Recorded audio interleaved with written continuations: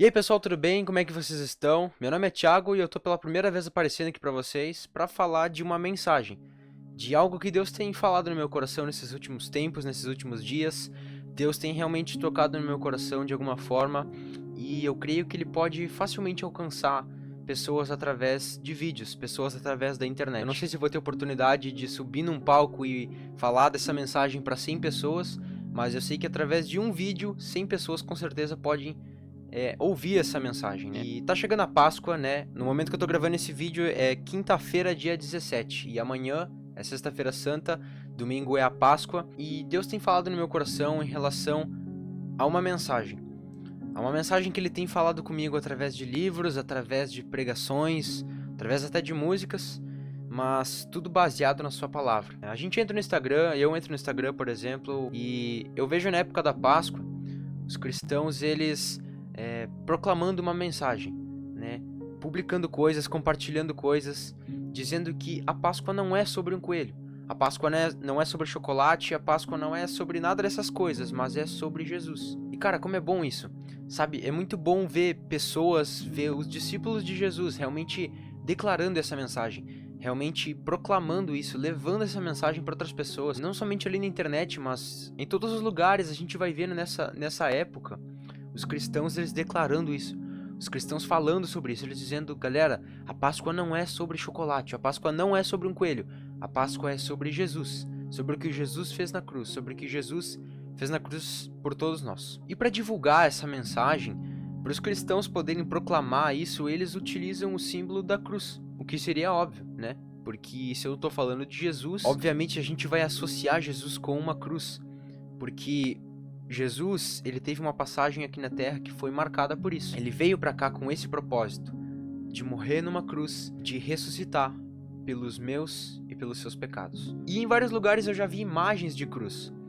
Eu já vi uma cruz numa pulseira, eu já vi uma cruz numa camiseta, eu já vi uma cruz em uma imagem, em qualquer coisa. E normalmente é uma cruz vazia, né?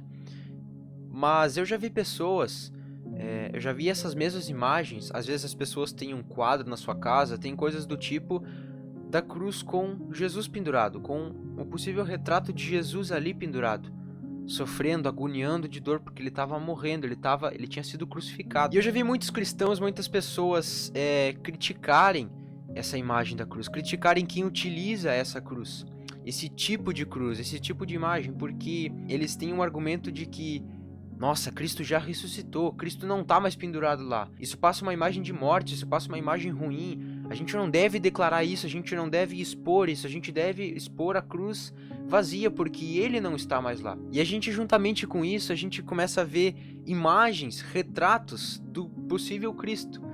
E a gente normalmente vê Cristo com os cabelos ruivos, com os olhos claros, com um sorriso no rosto ou com os braços abertos. De alguma maneira esse Jesus tentando passar uma mensagem positiva, algo tão bom, um carisma. E normalmente a gente vê esse Jesus e esse Jesus passa uma possível mensagem pra gente. Só que o problema disso é que eu acho que ultimamente a gente tem distorcido a mensagem do evangelho observando essas coisas. Samuel Whitefield, no seu livro Discipulado Começa com Contemplação, ele vai nos dizer que tudo aquilo que a gente contempla, a gente vai querer imitar. Ou seja, se eu tô vendo um tênis legal, se eu tô vendo, um tênis bonitão, eu vou querer ter aquele tênis. Ou se eu vejo um comportamento de uma determinada pessoa que eu admiro, eu vou querer imitar aquela pessoa.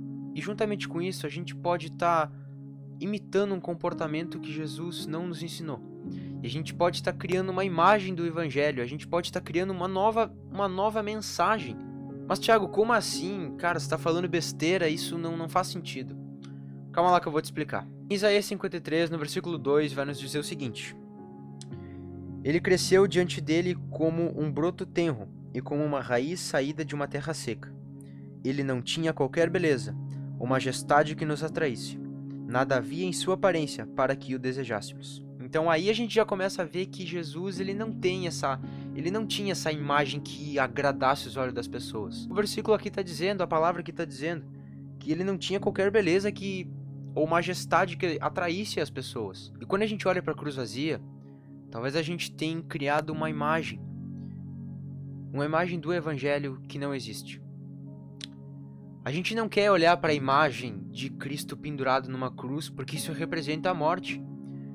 Isso representa algo ruim para nós, em algum sentido, porque a gente não quer estar pendurado naquela cruz. Mas o problema disso é que quando a gente começa a prestar atenção somente na cruz vazia, e a gente não consegue enxergar uma beleza, a gente não consegue enxergar um Jesus belo naquela cruz, nele pendurado nela, tem algo errado. A palavra vai nos dizer em Lucas, capítulo 9, versículo de 23, o seguinte: se alguém quer vir após mim, negue-se a si mesmo, tome a sua cruz a cada dia e siga-me. Talvez a gente tenha olhado para essa imagem da cruz vazia, para esse Jesus belo, para esse Jesus bonito. A gente tem imaginado um Jesus que nos abençoa, um Jesus que quer nos abençoar, um Jesus que quer nos dar tudo que tem de melhor nessa vida, um Jesus que vai satisfazer as nossas vontades. E eu queria te perguntar, o que representa para você quando você vê a cruz vazia e quando você vê a cruz com Jesus pendurado nela? Talvez a gente tenha evitado essa imagem do Cristo pendurado, do Cristo morrendo, do Cristo agoniando de dor, do Cristo sofrendo, porque a gente não quer tomar o mesmo caminho, porque a gente não quer negar a si mesmo, e a gente não quer tomar literalmente a nossa cruz e segui-lo. Talvez a gente tenha olhado para a cruz vazia e pensado somente na ressurreição, e isso não é em si algo ruim, mas é algo ruim quando a gente esquece o que veio antes disso. A gente tem criado uma mensagem, a gente tem criado um evangelho de que a gente não precisa sofrer que nem Jesus. E realmente, talvez eu não seja morto pendurado numa cruz.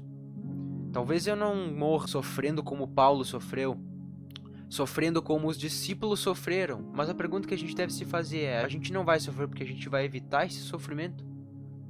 A gente não vai sofrer porque a gente vai viver uma vida rasa, a gente vai viver um evangelho que não existe, a gente vai viver um Jesus, a gente vai olhar para esse Jesus, contemplar esse Jesus que não pede para a gente tomar a nossa cruz e segui-lo. A gente vai tentar imitar esse Jesus. Se a gente vai fazer isso, a gente vai estar imitando o nada, porque esse Jesus não existe. E o convite que Jesus, o Filho de Deus, nos faz todos os dias é: tome a sua cruz e siga. Mas por que a gente deve tomar a nossa cruz e segui-lo? Por que a gente deve fazer isso? Por que a gente deve se entregar de uma maneira tão grande e viver um estilo de vida negando as nossas paixões, negando aquilo que a gente quer, deixando de viver as nossas vontades, aquilo que a gente acha melhor, para viver aquilo que é de Deus? Por que a gente deveria fazer isso? Eu acho que a gente vai ter a resposta disso quando a gente olhar para a imagem do Cristo pendurado. Nessa Páscoa, não se esqueça de que Cristo, se ele ressuscitou, foi porque ele morreu, obviamente. Mas ele teve que morrer por um motivo tão grande, por um significado tão imenso, que a nossa alma, o nosso coração, a nossa mente racional não consegue entender isso. Mas nós damos graças a Deus, porque ele nos enviou o seu Espírito Santo, que nos dá a convicção de que Cristo morreu pelos nossos pecados, de que Cristo nos ama e de que Cristo teve que pagar um preço enorme para que hoje nós fôssemos filhos de Deus, para que hoje nós fôssemos templos do Espírito Santo e para que hoje a gente pudesse compartilhar essa mensagem. O Deus se fez carne e habitou entre nós, viveu como nós, sofreu as mesmas coisas que nós e ele morreu para que nós tivéssemos a vida eterna. A gente não deve esquecer a ressurreição, mas a gente não deve esquecer principalmente a sua morte. Se a gente quer pregar para as pessoas, peça para que o Espírito Santo revele esse Jesus, revele o verdadeiro Evangelho, revele o verdadeiro Deus, o verdadeiro Cristo aos nossos corações, para que a gente possa ter isso enraizado no nosso coração e a gente possa declarar isso abertamente para as pessoas, que Jesus Cristo é o Filho de Deus. Uma boa Páscoa a todos, que Deus abençoe e até a próxima.